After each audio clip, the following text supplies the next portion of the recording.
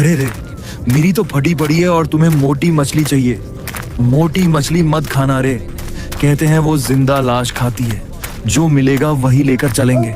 इतना कहते ही भूषण के कानों में फिर से अजीबोगरीब आवाज गूंज उठती है। क्या रे भूषण, बच्चा कितने प्यार से बोल रहा है, मोटी मछली चाहिए। तू मोटी मछली ही पकड़ना। ऐसा कर, 2-4 मछलियां मुझे भी दे देना। पीड़ी ना सही, कम से कम मछली तो दे दे।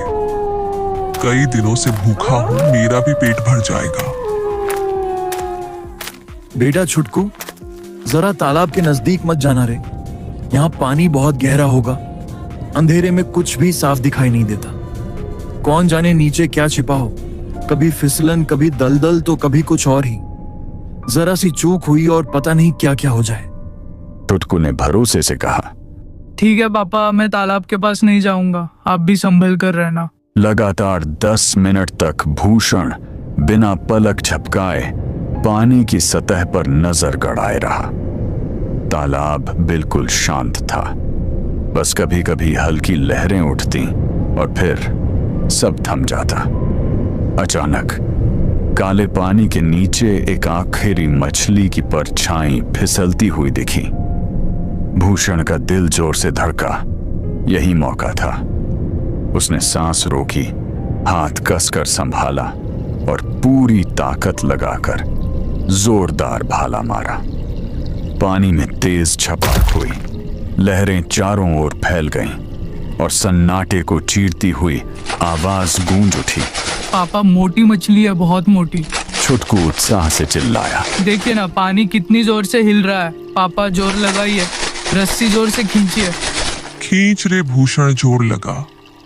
खींच, मैं भी तो देखूं मछली कितनी मोटी है। अरे भूषण, पूरी ताकत लगा।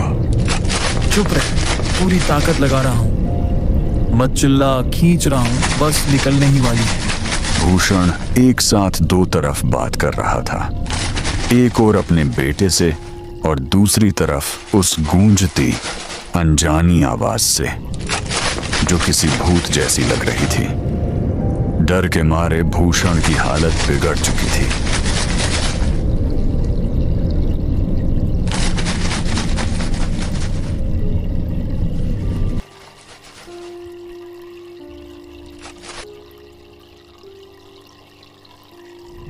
एक ही बार में इतनी बड़ी मछली।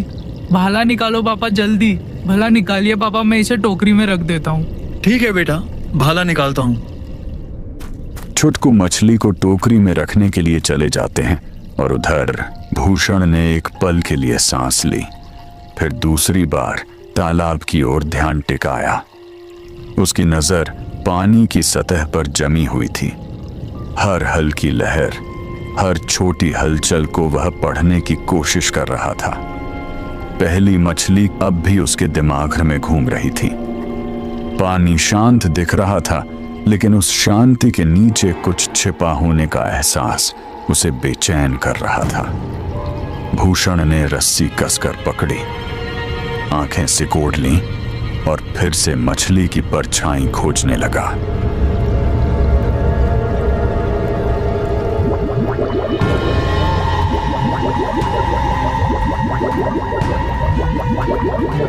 अरे वहाँ पानी में इतने बुनबुने क्यों उठ रहे हैं? एक बार भाला फेंक कर देखता हूँ।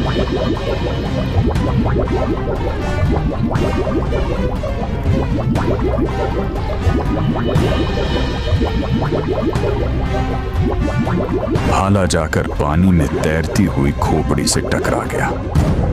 भूषण के कानों में उसी क्षण एक अजीब सी आवाज गूंज उठी।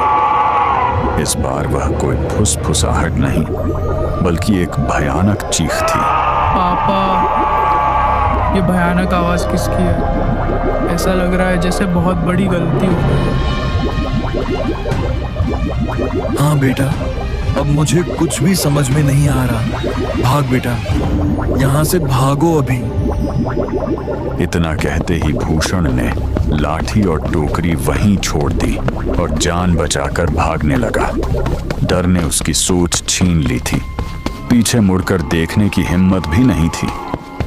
पांव जैसे जमीन को छू ही नहीं रहे थे। बस अंधेरे को फाड़ते हुए वह आगे बढ़ता चला गया। लेकिन छुटकू कहाँ मानने वाला था। उसने बड़ी मछली हाथों से उठाई और पूरी ताकत से दौड़ पड़ा।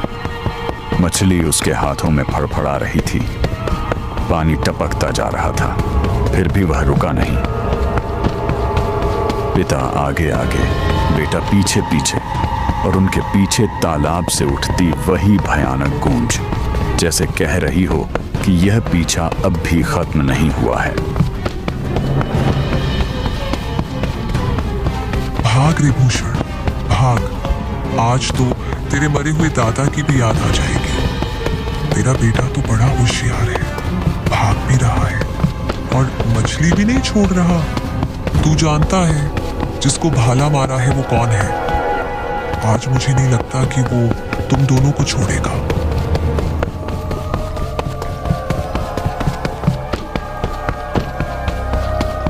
काफी देर तक बाप बेटे दोनों हांफते हुए दौड़ते रहे। थक जाने के कारण दोनों एक जगह रुक जाते हैं।